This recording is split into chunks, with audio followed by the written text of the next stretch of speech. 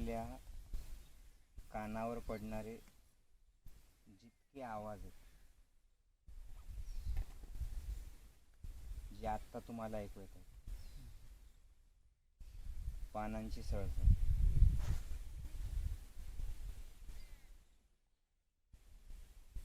साधकांची वळवळ,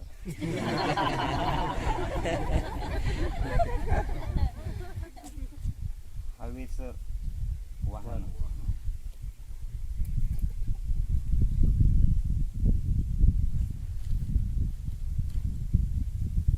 येतोय आवाज? इथली हवा मित्र मैत्रिणी आपली.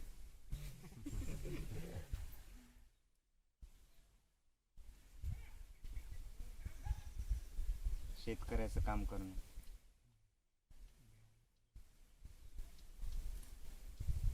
मध्येच पक्ष्यांचा आवाज,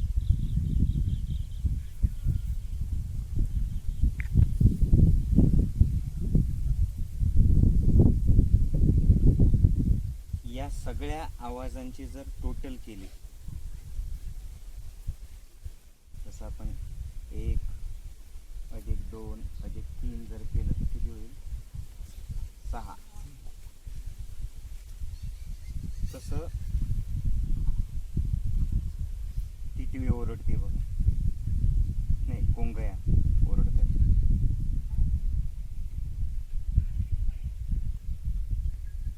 या कानावरती पडणाऱ्या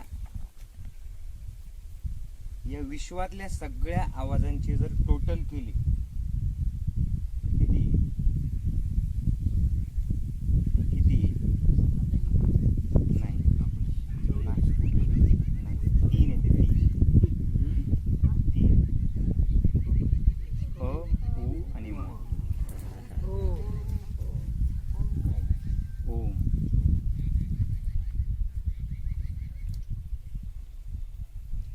सगळ्या आवाजांची टोटल म्हणजे ओम आहे.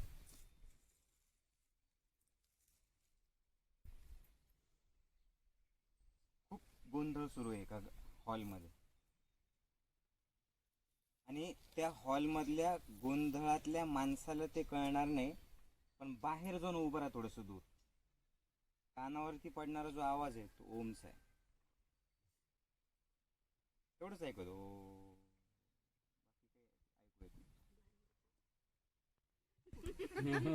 तो पण समुद्राच्या लाटांचा जो आवाज आहे थोडस दूर जा आणि ऐका, तो पण ओम ओम याच्यापैकीच येईल.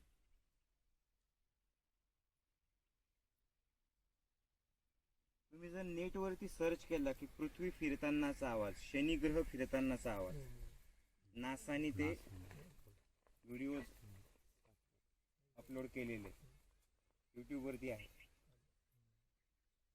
गुरुग्रह फिरतानाचा आवाज, सगळे ग्रह फिरतानाचे आवाज जर बघितले तर ओम आहे.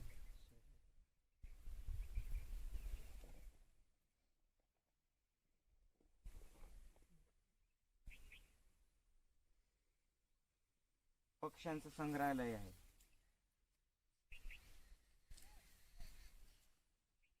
आणि तुम्ही तिथून थोडस दूर जा आणि ऐका.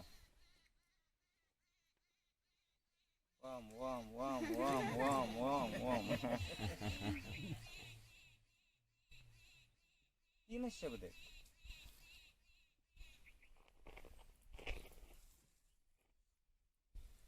एक अ, एक उ आणि दुसरं म. हे विश्व ज्या वेळेला निर्माण झालं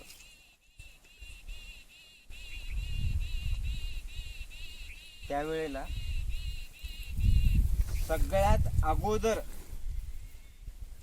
हे 3 अक्षरे निर्माण झालेली, अ, उ आणि म.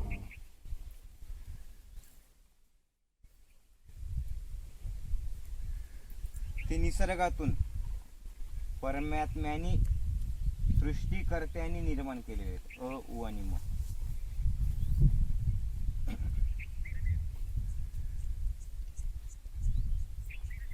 तो आतला आवाज आहे.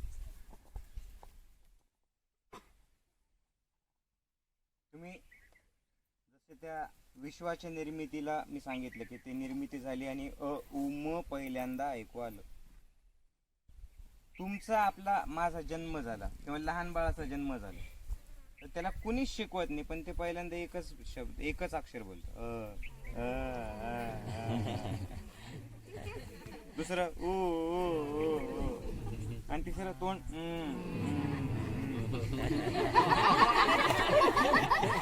बरोबर.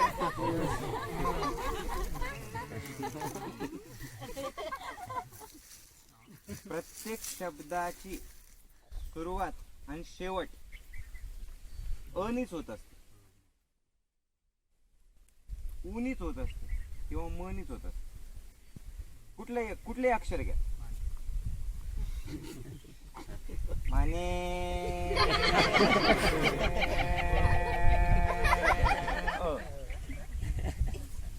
बाबा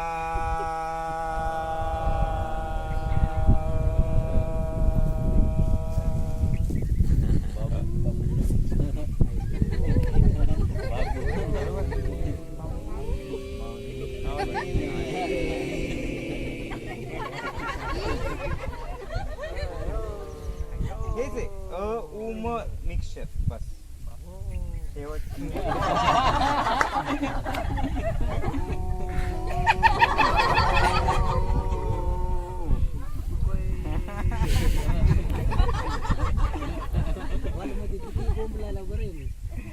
बोंबललं तरी ओमच होते. पण ते हॉलमध्ये बोंबलणाऱ्याला नाही कळत ना, प्रॉब्लेम आहे. ज्या वेळेला त्या बोंबलण्यापासून तुम्ही बाहेर जातात, दूर उभं राहतात, तर त्या गोंगाटाची टोटल जर केली तर ते फक्त उमच येत. बरोबर आहे.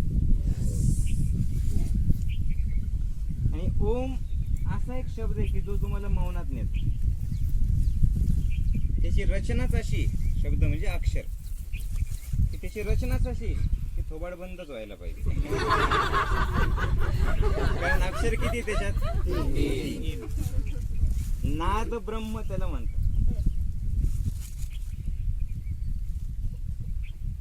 ब्रह्माचं काय काम आहे?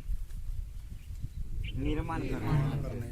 सगळ्या नादांचा निर्माण करता उमय. नादांचा म्हणजे नाद, आवाज. तुम्हाला जो नाद आहे तसा नाही.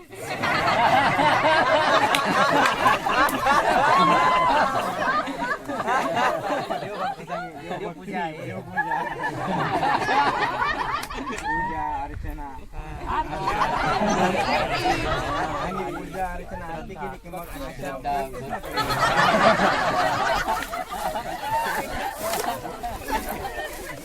माँ भारतीची सेवा करणं. तर मी काय सांगितलं, मौनातच नाही तुम्हाला. कोण तोंड बंदच ठेवायला होतं, कारण 3 अक्षर आहे बघा. इथून सुरुवात आहे बरं का सगळे. म्हणजे ज्ञानेश्वर माऊलींनी ज्ञानेश्वरी जे सांगितलं की मौनात जायचं 4 टप्पे.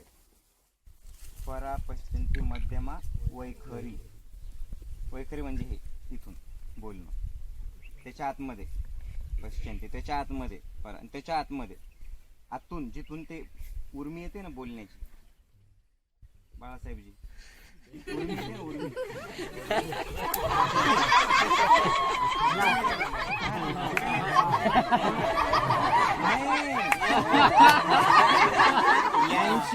यांची गुरमी त्या उर्मीने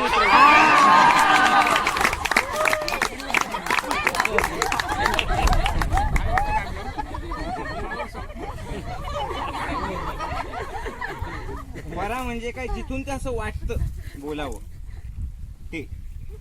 त्याच्यावर कंठ इथं बघा. आता अ ची सुरुवात बघा, कुठेच काही स्पर्शच नाही बघा. इथून डायरेक्टली आतून आहे घसा.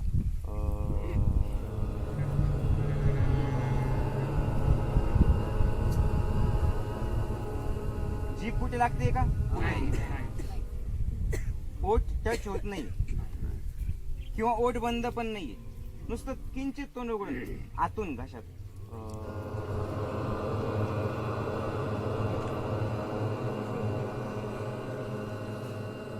म्हणजे पहिल्यांदा वाटणं ते काय आहे? परा.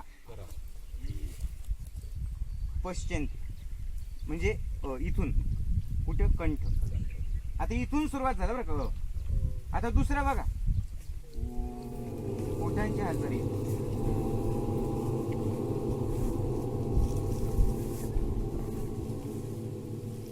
मध्यमा आणि मग त्याच्यानंतर शब्द बाहेर पडतात ओठांच्या वर. पण ज्यावेळेस तुम्ही पूर्ण ओम म्हणतात आपोआप मौनात, त्याची सिस्टीमच अशी की तोंड बंदच व्हायला पाहिजे. तोंड बंद असण्याचे फायदे खूप आहेत ना. खूप फायदे आहेत. आता वकील साहेबांचं नवीन नवीन लग्न झालेलं,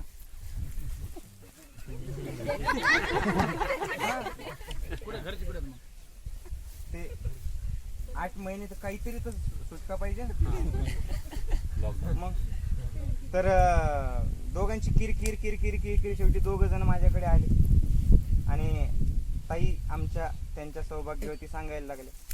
चिडचिडच होते चिडचिडच होते चिडचिडच होते. म्हटलं ताई एक सोपा फॉर्म्युला आहे.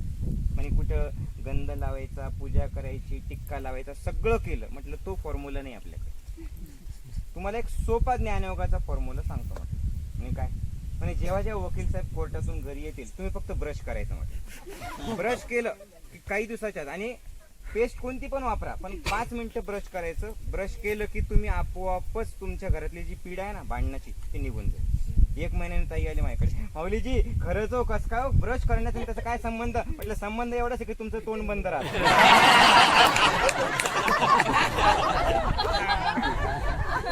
आणि ते भांडण बंद झालं म्हणून वकील साहेब नवस फेडायला इथं आले.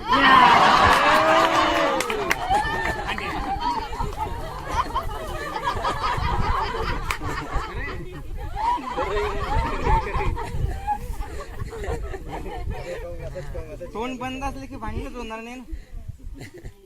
तर आता बघा म्हटलं ओ, आता म म्हणा.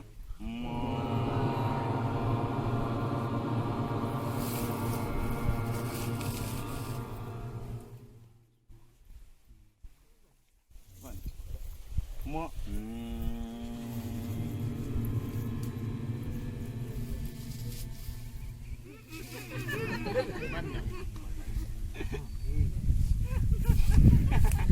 बरोबर. आप्पा झोपले. मला खारीकण खोबरं दिलंच नाही पण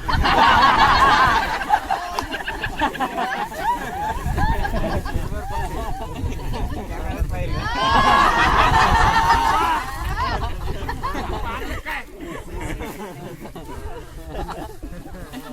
तर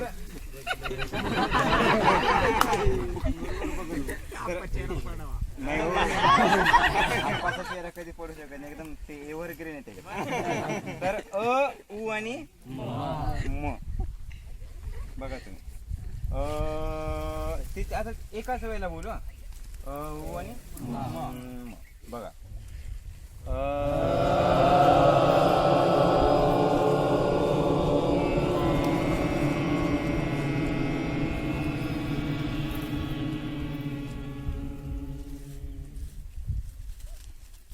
प्रत्येक ओंकाराच्या नंतर काय येतं? म झाल्याच्या नंतर काय येतं? शांतता, सायलेंट, मौन. म्हणजे ज्या वेळेला आपण ओंकार जाप करतो तो ओंकार जाप आपल्याला आंतरिक मौनाकडे नेतो. आतून तुम्ही शांत असतात आणि कुठलंही काम जर करायचं असेल आणि त्या कामाचा थकवा जर आपल्याला नको असेल तर शांतता आतून असेल तर तो थकवा येत नाही. आणि ती आतली शांतता ओंकार जाप सहज देत असतो.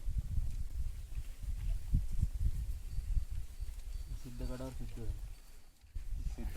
पण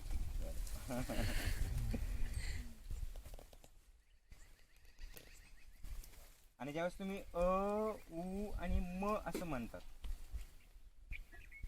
त्याच्यातून 3 प्रकारची शक्ती वाढते. म्हणत असताना क्रिएटिव्हिटी वाढते, म्हणजे निर्मिती क्षमता. कुठलीही गोष्ट एक ठरलेल्या पॅटर्न मध्ये सर्वसामान्य लोक करतात. पण त्या पॅटर्नच्या बाहेर जाऊन मी अशाही पद्धतीने ही गोष्ट करू शकतो किंवा नवीन काहीतरी करू शकतो, ही क्रिएटिव्हिटी खूप कमी लोकांमध्ये असते.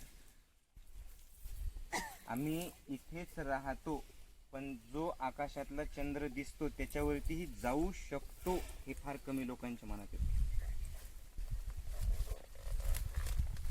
क्रिएटिव्हिटी, निर्मिती क्षमता, काहीतरी नवीन रोज. आणि जर रोज काहीतरी नवीन मनात आलं, चांगल्या गोष्टी, जगण्यात किती मजा येईल की नाही. कंटाळा केव्हा येतो?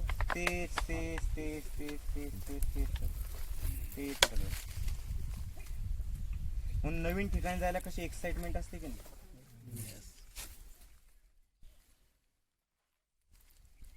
सेम तसंच. असा ऊचा उच्चार ज्या वेळेला आपण करतो त्यावेळेला दुसरी क्वालिटी आपली डेव्हलप होते, प्रेम. म्हणजे शारीरिक प्रेम नाही, मानसिक सुद्धा नाही, व्यक्तीबद्दलचं सुद्धा नाही, कार्याबद्दलचं नाही, मग विश्वातली जी संपूर्ण एक पॉझिटिव्ह सगळ्यांची काळजी घेणारी जी ऊर्जा आहे ना, त्याला प्रेम म्हणतात.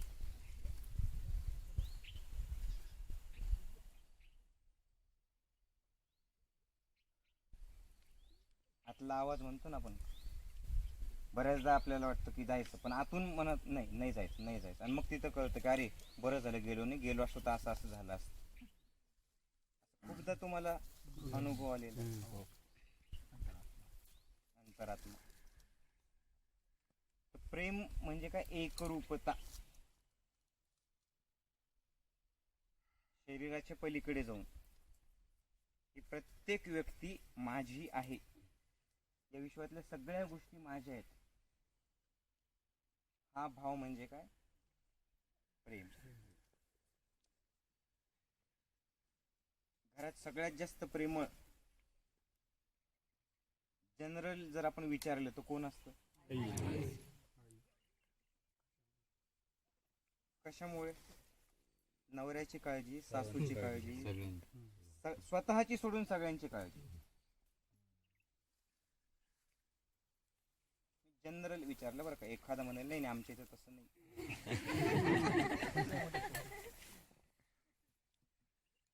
पण आईचा अर्थच काय?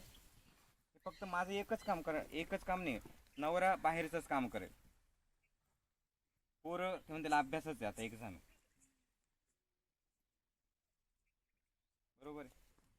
दुकानदार दुकानात चालवेल,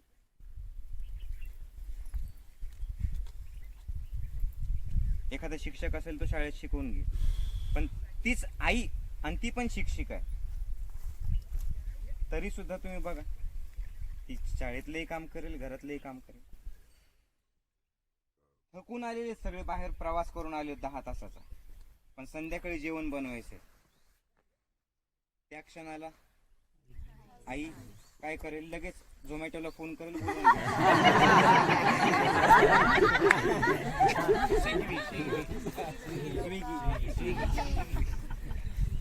असं काही करेल का? नॉर्मल आपण बोलतो बरं का, एक जनरलाइज आपण बोलतो. मग आपण त्यावेळेला असा विचार कुठं करतो की अरे ही पण थकलेली,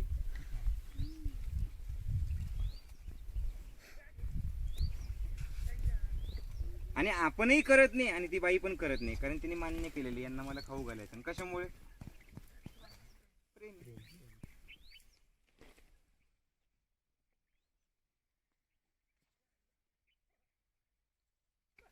म्हणजे प्रेम काय करतं? तुम्हाला काम करण्यासाठी शक्ती देतं, बरोबर आहे. काय करतं? नाविन्य, जीवनात नाविन्य आणतं. काय करतं? काम करण्यासाठी शक्ती देतं. शक्ती का बरं देतं? माझं आहे म्हटलं की शक्ती असते, माझं नाही म्हटलं की शक्ती राहत नाही.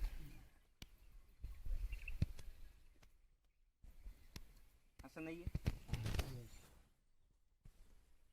आता मला नेमकं नाव आठवत नाही, पण घडलेली घटना आहे का, 10 वर्षाचं पोरग, किती वजन उचलेलो, 12 वर्षाचं पोरग 20 किलो 15 किलो 30 किलो. पण ज्या वेळेला पेपरला बातमी आली होती मध्ये, ते जाऊ लागला आई सोबत 2 व्हीलर वरती, गाडी स्लिप झाली आणि 2 जण पडले. पोरग पाठीमागे पडलं आणि आई गाडीच्या खाली गेली. पण त्या 12 वर्षाच्या पोराने आईला वाचवण्यासाठी ती गाडी पूर्ण अशी बाजूला करून टाकली. 100 किलोच्या वरती वजन असेल गाडीचं, ऍक्टिवाचं. तितकं याच्या सिस्टमॅटिक मध्ये नाही जायचं आपल्याला.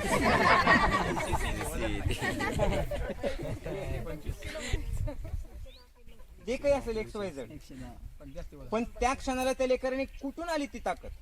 माझी आई वाचली पाहिजे. 20 किलो उचलू न शकणाऱ्या पोरानी ऍक्टिवा बाजूला सरकवली. कशातून येतं? प्रेम. प्रेम ही ताकद आहे, ऊर्जा आहे, शक्ती, काम करण्यासाठीची एनर्जी. जिथं प्रेमाची कमतरता आहे तिथे शारीरिक मानसिक रोग आहे. तिथे उत्साहच नाही, तिथे विरोध आहे. जिथे प्रेम नाही तिथे विरोध आहे. तुम्ही सगळे साधक प्रेमाने जोडल्या गेलेत माझ्यासोबत, त्याच्यामुळे तुमच्या कुणाच्याच मनात विरोध नाही. आणि म्हणून तर मी म्हटलं शांत बसा. तुम्ही शांत बसा.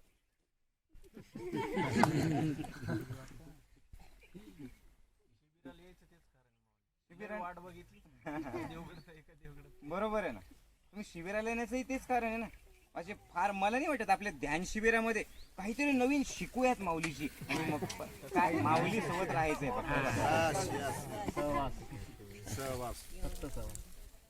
जाऊ द्या. घरचे 8 महिने बोर झाले असं नाही. आणि असलं तरी सांगू नका, कारण सत्संग नंतर युट्यूब वरतून ते पण बघणार आहे.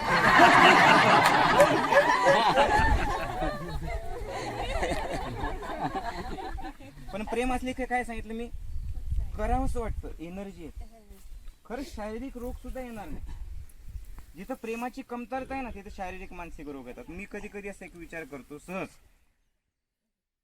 असू शकतं असं मला तर वाटतं. माझी खात्री आहे. तुम्हाला पटलंच पाहिजे असं नाही, पण जास्तीत जास्त आता बरेचसे फोन काय कशासाठी येतात की माऊली मला रात्री झोप लागत नाही. झोप लागत नाही म्हणजे निद्रानाश. मी सहज विचार करतो की याचा अर्थ एकच आहे, याच्या आयुष्यात प्रेमाची कमतरता.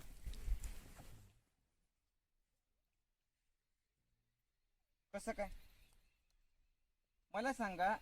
आपली आवडती व्यक्ती ती कुणी असू शकतं. बायको असू शकते, मुलगी असू शकते, मुलगा असू शकतो, नवरा असू शकतो, आई किंवा बाप असू शकतो. मला एक सांगा, जे आपल्या घरातले बोलतोय मी, जर एखाद्या व्यक्तीला खूप अगदी निद्रानाश करणारे लोक आहेत, विचार आपल्या आवडत्या व्यक्तीला घेऊन झोपलं त्याच्या कुशीत, झोप लागणार नाही?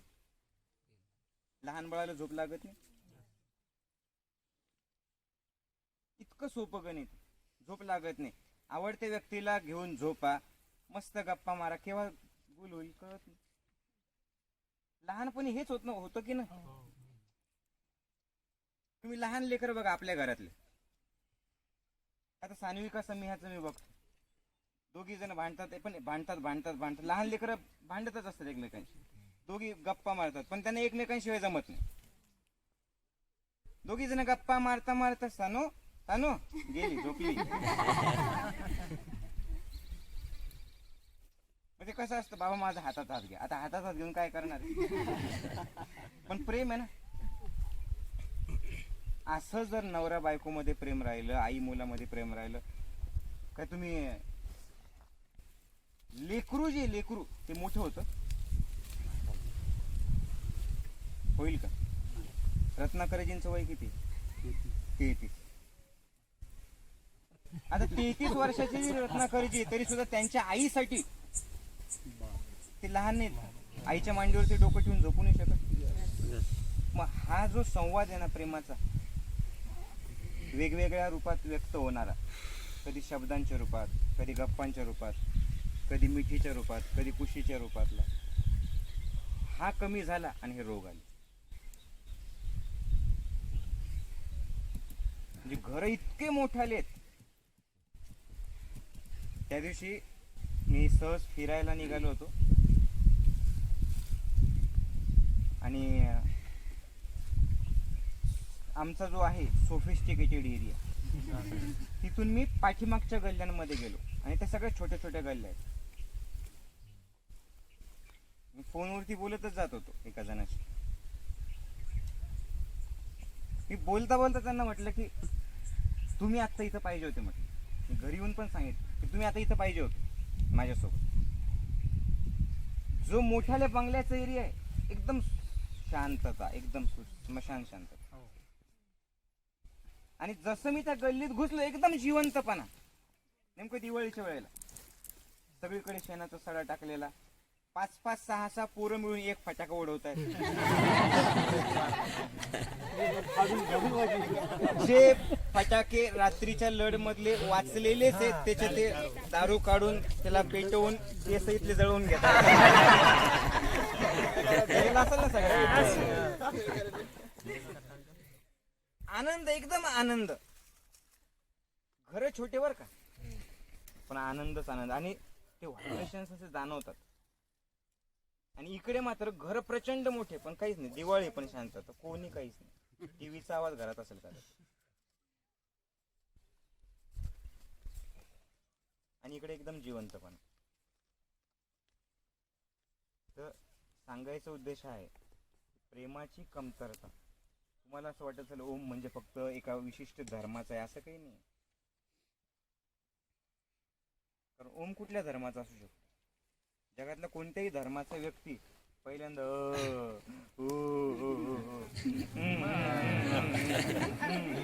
बोलता.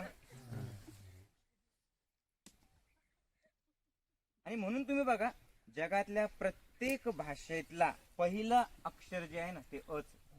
जवळपास एखादा चेंज असू शकतो, पहिलं अक्षर अ. इंग्लिश पण बघा, ए. मराठी अ. पहिलं अच आहे. सुरुवातच तिथून. अ उ. उनी काय होतं? प्रेम भावना वाढते. तुम्ही बघा, ज्यावेळेस कसं असतं बघ, भीती वाटली ना, छातीवर दडपण येतं. असं वाटतं 50 किलोचा दगड ठेवलेला.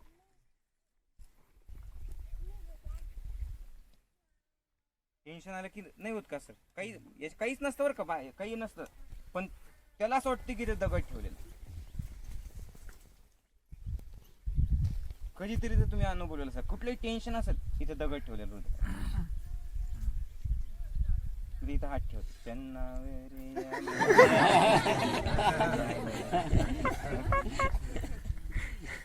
आणि तुम्ही हे अनुभवलं का की भीती किंवा दडपण असेल, तसं इथं असं वाटतं की इथं दगड ठेवलेलं आहे. पण हे पण तुम्ही कधी अनुभवलेलं असेल की ज्यावेळेस प्रेम भावना येते ना, असं वाटतं की एक्सपांड होते. असं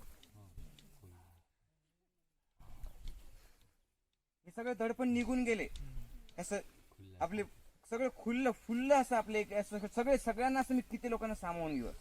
आणि ते इतकं फुलतं, मग आपले इथून आतून एवढा आनंद फुलतो, तिथे डोळ्यांच्या रूपाने बाहेर येतो, तो मिठीच्या रूपाने बाहेर येतो, तो हसण्याच्या रूपाने बाहेर येतो, तो मौनाच्या रूपाने बाहेर येतो. आणि ते सगळं असं काय सांगू मित्रा तुला.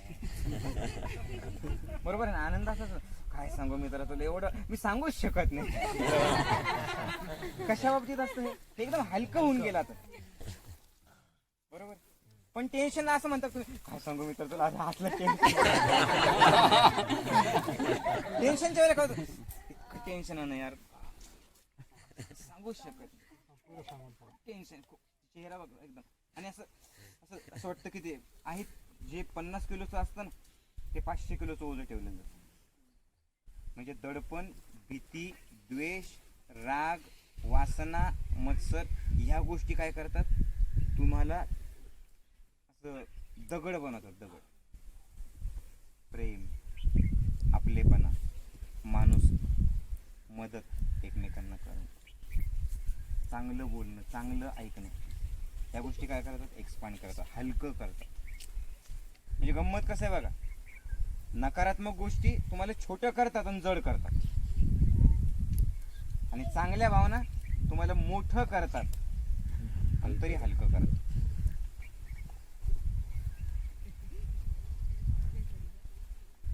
बघा. आणि तिसरं काय, मनी काय होतं, या सगळ्या नकारात्मक भावना ज्या आहेत ना, ज्या आता मी ज्याच्याविषयी सांगितलं, त्या सगळ्या निघून जातात. मनी त्याचा नाश होतो.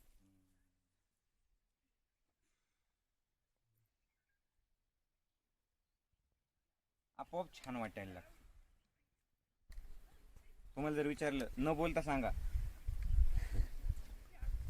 तुम्हाला जर विचारलं की हातवारी न करता सुद्धा सांगा, आणि त्यावेळेस तुम्हाला छान वाटत, कसं वाटतंय?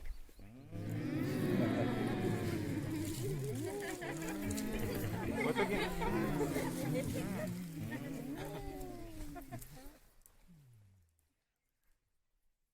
आणि चांगल्याच भावना सांगायच्या येतात तुम्हाला, लगेच कळत.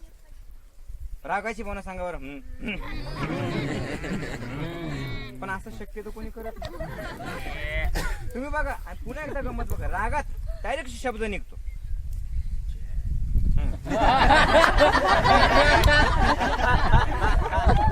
मग फक्त फुल्या फुल्या ठेवू. रागात नेहमी शब्द निघतो, आणि प्रेमात नेहमी मौन असतो. द्वेषात नेहमी शब्द निघतात, आणि आपुलकीत नेहमी मौन असते. बरोबर.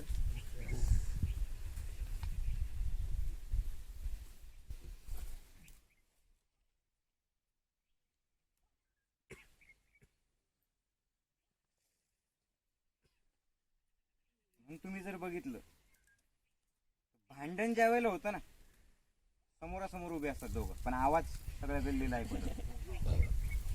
त्यावर भांडण म्हणजे काय, द्वेष, राग, चिड. तिथे शांततेने भांडू नाही शकत तुम्ही. म्हणजे ज्या वेळेला राग, द्वेष हे होतं ना, त्यावेळेस काय होतं, शब्द, आवाज वाढतो. का बरं? कारण एकमेकांच्या समोर असणाऱ्यांची मन इतके दूर गेलेले असतात की बोंबलल्याशिवाय ते पोहोचतच नाही. आहे की नाही? पण ज्या वेळेला प्रेम असतं त्यावेळेला तिथे शब्दच नाही. का बरं? एक दुसऱ्या गावाला प्रेम आहे, शब्दांची गरज नाही.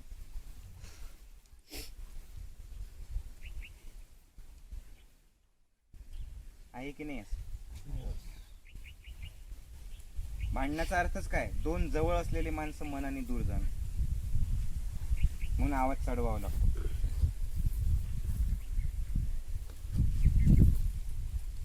जिथे काळजी असते तिथे काही जास्त काही नसतं. उनका आंखों ही आंखों में बैठे बैठे जीने का सहारा हो गया. आय हाय मेरे शेर.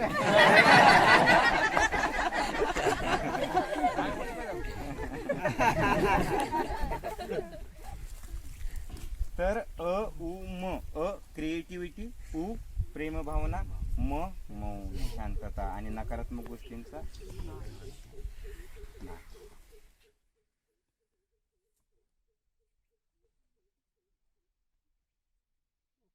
म्हणून